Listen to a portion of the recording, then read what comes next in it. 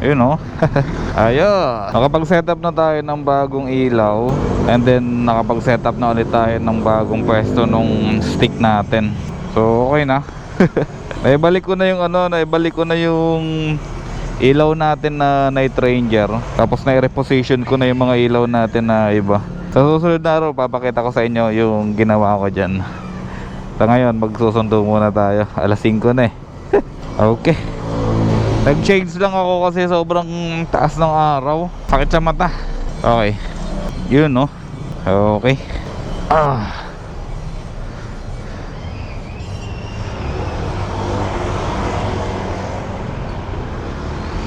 As usual, biyahe ulit tayo papuntang Ortigas. Ito naman ang natin ang everyday life natin. Gatid sa umaga, pagsundo sa hapon or gabi. Kaya ang lakas ko sa gas sa isang araw, 2 balik. Pero okay lang. At least hindi nahihirapan si Cheryl Malab sa biyahe niya. Hindi siya nahihirapan mag-commute. Ang hirap din kasi mag-commute pagdating dito sa Ortigas Park. Lalo na kung mga walang masakyan, walang mga FX, walang mga jeep. O kaya iba yung pakiramdam ko sa pwesto na yan yung bagong pwesto ng stick natin. Iba yung pakiramdam ko, parang mas siya, mas pasok kasi dito. Hindi siya masyadong prone sa pagkakatama ng hindi siya prone makatama ng side mirror. Tapos mas umabante siya ng konti, mas lumayo siya dito ng konti. Kaya parang mas malawak yung kuha niya sa atin. Pero mas lumiit tayo kasi umurong yung camera Tapos nilagyan ko din ng ng WD-40 yung stick natin kasi ang tagal na nito Ang tagal niya nang hindi nagagamit, kaya parang medyo matigas na yung niya, yung thread niya kapag nilalak ko. Parang matigas na, parang makunat na. Kanina 'di ba? Day off naman tayo. Nagkuting-ting lang ako ng motor. Inayos ko yung mga ilaw natin kasi hindi na siya pantay-pantay. Pag gabi hindi ko magamit yung isang ilaw kasi hindi pantay. May isa mataas, may isa mababa. Ang hirap din kasi i-adjust gawa nung yung bracket natin hindi multi-axis. So may binili akong bracket na multi-axis. Ipapakita ko na lang sa inyo sa mga susunod na araw. Huwag na muna ngayon kasi wala akong footage ngayon Sa ibang mga vlog na lang siguro. Maganda kasi yung multi-axis na bracket kasi kahit hindi balance yung pinaglalagyan, kagaya ng crash guard, diba? Iba-iba yung shape niya, iba-iba yung takbo nung tubo. Nagagawa pa rin nating pantay yung ilaw. Unlike dun sa mga fixed na clamp bracket, na siya, hirap na hirap tayong i-adjust yung ilaw. Nakakaumay. Tapos nag-iisip pa ako ng ibang paraan para yung stick natin hindi masyadong magalaw. Although mayroon namang stabilizer yung GoPro natin. Ayan, yung GoPro Hero 12 na yan. Mayroon naman siyang stabilizer. Gusto ko hindi masyadong maalog yung stick. Bala ko siyang ikabit dyan sa may dyan sa may visor natin sa ibabaw. Titingnan ko, pagpaplanoan ko, pag-iisipan ko para hindi siya masagwa tingnan. Maalog kasi gumagalaw-galaw siya, diba? Pero yung footage niya okay naman, wala naman problema. Medyo worry lang ako kasi syempre nakaklamp lang yan dyan sa may sa may signal light. Ay, magpapagas muna pala ako kasi malapit nang magtaas na naman ng Petron. Ayun 71 siya ngayon ay 72. Pakarga muna tayo ng premium. Pakarga muna tayo dito premium.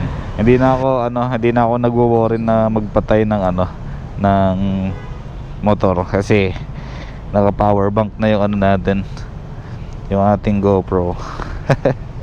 Premium full tank. Sagad mo lang. Cash naman tayo, sir. Ha? Ano na? Cash tayo, sir, o card? Card na lang. Pero mo na lang ako ng terminal. Okay na yan. Pero mo terminal ha. Nagbagas ako ng maaga kasi 'di ba, may balita na naman na mag-i-increase na naman ng ng gasolina. So ito, naggas tayo ng more than 6 liters. Dito kasi sa Petron, ang premium dito 72, ang regular 71. Tapos nung nakaraan kasi, murang-mura lang yung diesel dito. Nasa 68 yata. 68 yung regular na diesel. Ayun, 76 na. So laki ng tinas, di ba?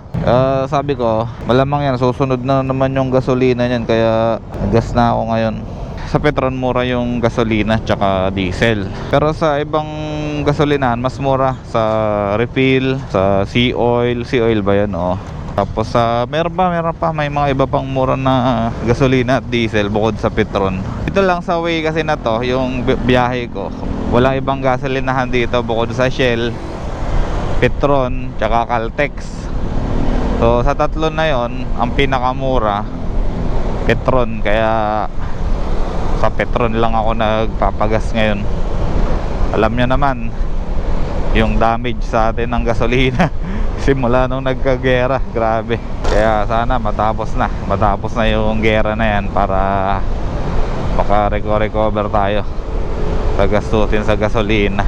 Pag nagpapagas ako, card na lang ginagamit ko para hindi na hassle. Sa isang linggo, isang full tank. Kaya sa isang buwan siguro 2,000 din, kulang-kulang or mahigit 2,000 yung gasolina natin. Before pumutok yung gera, nasa 300 plus lang eh. Nasa 300 plus lang yung full tank ko. As in full tank yun. Talagang pinapablink ko talaga yung yung indicator ko. Pinapablink ko talaga siya bago ako magpagas. Ngayon, pag nararamdaman ko magtataas na, kahit meron pa akong 3 bars, 2 bars, papagas na ako para maabutan ko pa rin yung murang presyo ng gasolina. Dati okay lang na parang saka na tayo magpagas kahit magtaas ng 50 cents, okay lang. Ngayon kasi ang taas, 5 piso, 7, ganun kalaki yung increase ng gasolina.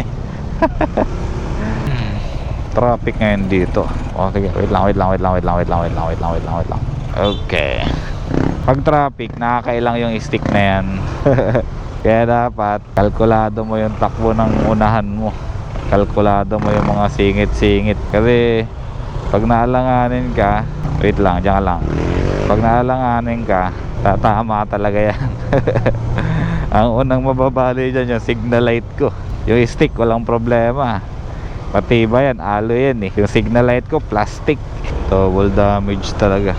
Nabago din ako sa kakakuting-ting ng motor ko Mainit. Buti na lang talaga nagsalamin ako ngayon. Kundi silaw na silaw talaga tayo. Nakikita nyo yung sinag ng araw. Ngayon nga nakasalamin ako, nasisilaw pa rin ako eh. Paano pa kaya pag walang salamin talaga totally? Grabe yung niya, grabe yung glare niya. Let's go. Hindi ko alam, nakabukas pala yung ilaw ko kanina pa. Wait lang, may tumatawag eh. Buksan lang natin yung ating intercom. Ayan. Ito kagandahan kapag meron tayong ganito. Diba? Hindi na natin kailangan yun yung cellphone. Kunin. Hello? Dito na bro, kakatawid ko lang ng Meralco. Tagal bro. Okay bro, 5 minutes ka lang. 5 minutes lang. 5 minutes lang. 5 minutes lang yung elevator mo bro. Sige. Magantay ka. Matuto ka magantay.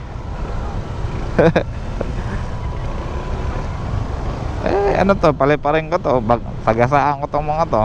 Tapos pati ka pumunta ng 7-Eleven, magano ka doon, mag-imas-imas ka ng tiyan doon, may tatayo tiyan.